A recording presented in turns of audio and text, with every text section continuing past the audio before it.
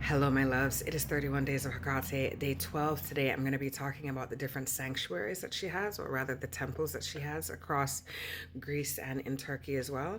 And also, one really fascinating thing I found as far as altars that are given to her as well. I know every time I do a video of this, I'm saying, oh, this is fascinating and this is, cool, but she's fascinating. All right, so the biggest one, as I've said before in other videos, is the one in Lagina in Turkey. And what was really cool about that is that, so at the time, there were people that lived there called, a town called Stratonicia.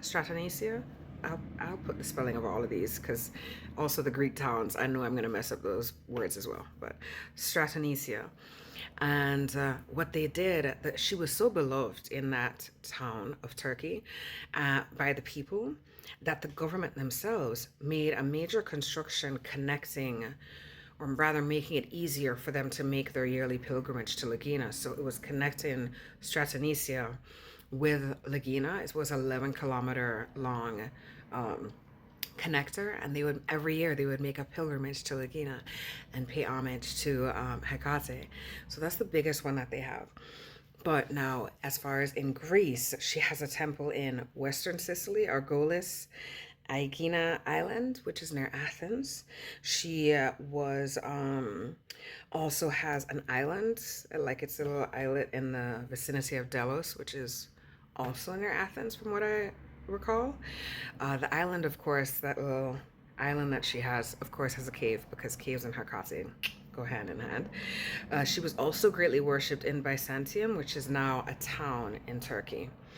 But here's what I thought was really interesting is she has, as far as my research in the Greek pantheon, she's one of the only goddesses who has altars in the temples of other gods and goddesses.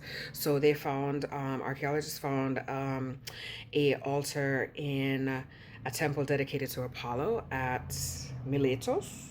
There was another in the temple of Artemis in Ephesus, at the temple of Athena in Titan, which is now the modern city name is Titani, and a holy cave on the Greek island of Samothraki called Zerinthos. I may have messed up all of those Greek names, but that's what it is. So there's actually two islands that are considered hers, basically, which is really interesting. But she's one of the only ones that has, they set up altars in the temples of others. I think it shows, she was a mediator of the underworld and the living, right? The living and the dead. But also it shows how she was a mediator for the entire pantheon.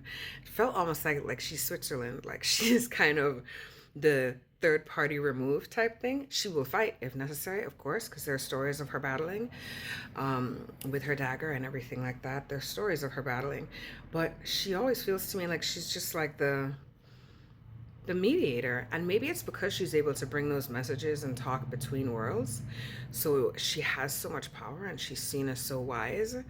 But yeah, it's one of the only things that I found to where she has altars in the temples of other god and goddesses, and also with you devotees and me as well. The altars that we put to her, the love that we give to her, the rituals that we do for her, all of that keeps her alive, because across all pantheons, whatever god and goddess that you believe in, the more energy you put towards your belief, the more it keeps them alive. That's honestly how they stay alive. The minute you stop believing in a particular deity, their energy lessens and it's almost like they cease to exist. So the more love you give to a particular deity, you are continuing, all of that energy is continuing to keep them alive and to keep them present and to keep that power present. So I think it's beautiful. I mean, you can follow whoever you want to, but the fact that there are so many people who love Mother Hecate, it gives me joy to know that she is never going anywhere. Like, I really highly doubt that the energy of her will ever dissipate. The amount of people in my comments in different videos, and just like videos I've seen of other creators who are talking about her, There's so many of all colors, of all genders. There's so many who love Mother Hecate, and I think that's beautiful. I think that's beautiful. Anyways, that's it for today, talking about the different sanctuaries. It is literally on my list next year. Oh, my nephew woke up.